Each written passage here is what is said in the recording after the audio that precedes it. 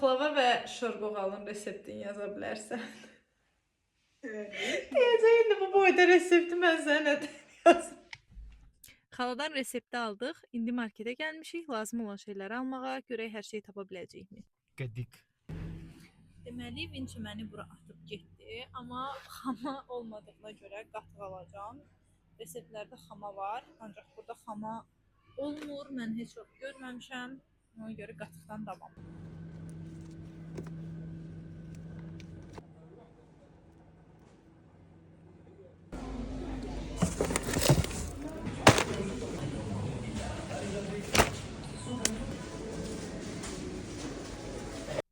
Hər şey var idi, hər şeyi tapdıq. Lakin qoğalın üzərinə tökmək üçün çörək otu yox idi. İndi artıq 3-cü mağazadayıq. Görək buradan tapa biləcəyikmi?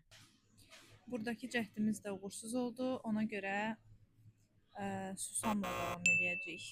Yəni çörək otu yoxdur.